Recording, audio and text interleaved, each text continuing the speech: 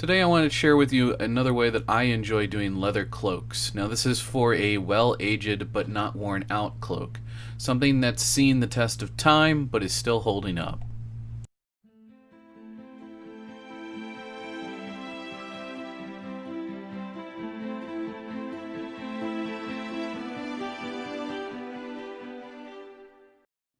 The miniature that we're going to be painting today is a discontinued miniature.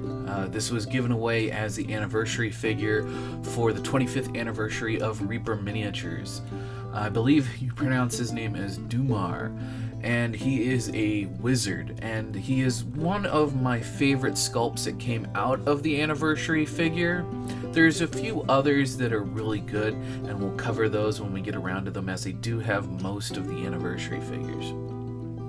But without further ado, today's video, we want to really focus on cloaks and weathered cloaks.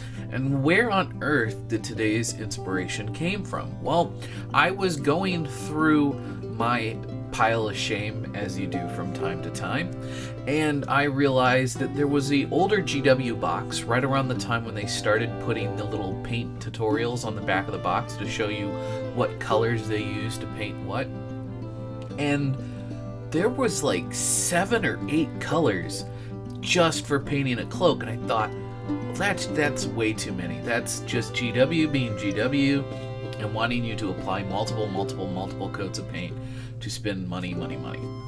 So I thought, well, can we break this down with it still feeling kind of like a GW-ish paint scheme? And the answer is yes and no. I tend to paint in a very realistic style fashion, or borderline realistic style fashion. So my final product doesn't necessarily look like a GW box art item, but we did use successive layers. So we started with a base of Dryad Bark, moved to Mournfang Brown. I was going to use Gothar Fur, which you will see in the video, but we ended up not using that. I used Agrax Earthshade Gloss, even though you could just use regular Agrax Earthshade. It's just what I happen to have available. And then I used a mixture of Xandri Dust and XV88, which I blended in on my wet palette into the Mournfang Brown to create our highlight colors, and then used them directly by themselves to create our extreme highlights. Without further ado, let's go ahead and get on. I'll talk a little bit more about what I'm doing in the video, but I just wanted to give you guys a breakdown ahead of time, as a lot of this video is just going to be me showing you the footage back in high speed so you can see how I did things. So first and foremost, you can see me using a mixture of Dryad Bark, which is our base tone, and I've mixed in some Mournfang Brown. This is in about a 50-50 mix, and then I'm applying these to what will become our highlights. I then go in and I create a glaze out of these using a glaze medium from Vallejo, and I use this glaze and I very lightly apply it to the entire cloak. And the whole purpose of this was to go in and basically reapply the highlights to brighten them up and to make them more distinct, and then to also go ahead and bring up some of the recesses. We end up leaving some of the recesses just the pure Dryad Bark, as those are the extreme shadows. But I wanted to bring the overall leather feel of the cape up a bit, as I was a bit concerned about how dark the recesses actually were with just Dryad Bark.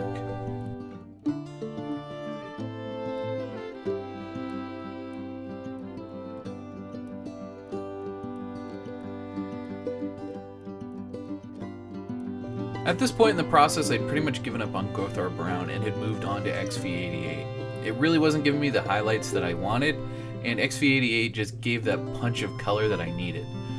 You can see me laying in here trying to just mark out where all of my shapes are by just blotting out the highlights with almost pure XV88 with a little bit of glaze medium mixed in. And as I continue forward, I end up using a mix of a glaze of our Mournfang Brown and Dryad Bark and a mix of a glaze made out of the XV88. And I just kind of wet blend back and forth and just keep working the colors until I get a nice blend between our extreme highlights and our extreme darks.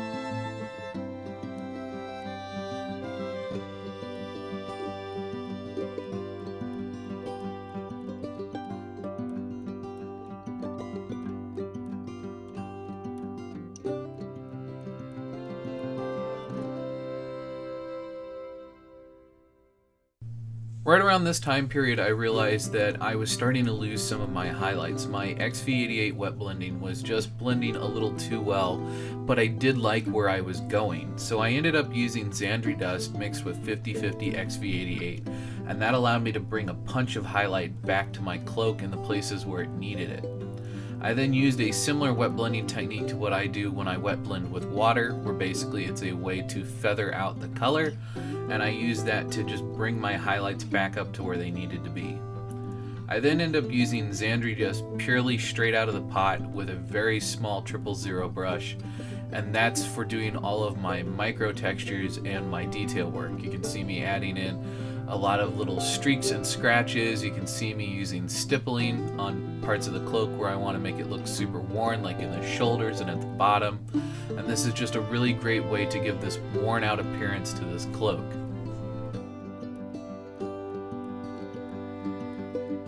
One of the last steps I end up doing here is I took Agrax Gloss. Again, Agrax or Shade Gloss was all I had, but you can use regular. It doesn't really matter for this tutorial.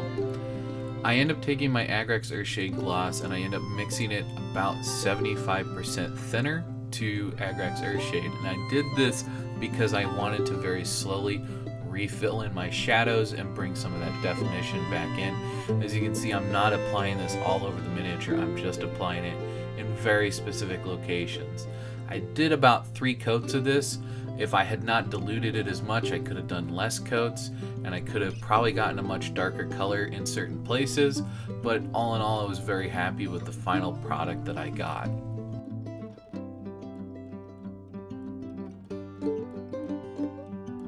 When all was said and done, this is what I was left with. I was very pleased with the level of detail that was still within the cloak, all the little micro scratches and textures. I felt the Agrax Earthshade did a really great job of bringing a bit of a newer feel to this cloak. Again, I wanted it to feel well used and well loved, but I didn't want it to feel worn out. And I feel that it did a great job doing this and expressing this feeling. Now, if you wanted it to feel more worn out, you would want to go in and do a lot more little scratches, little micro textures and things like that. And that's absolutely fine. You can completely do that. You could also go back in and use a lot of different weathering techniques with dry powders and pigments and things like that. I didn't do that in this video as this miniature still needs to be finished, and I'm not 100% sure what environment this is going to be yet, so I wanted to leave a lot of that up to interpretation so that as I finish this model, I'm not locked into something. In any case, I hope you guys have really enjoyed this tutorial. I know this was a short, sweet, and simple one, and it was very to the point. I want to start doing more tutorials like this, but I also want to do full-length tutorials like we've done in the past. So I hope you'll enjoy this shorter format with a more focused topic. Let me know in the comments below. It lets me know what types of content you want to see in the future. But in any case, guys, I have kept you all here way too long. I thank you guys so much for all the love and support you've shown this channel. It really does mean a lot to me, as well as all the other social medias that I post on, even though I know I don't post there often enough. As always, I hope your display case is always full, and I hope your pile of shame never runs empty. See you guys in the next one.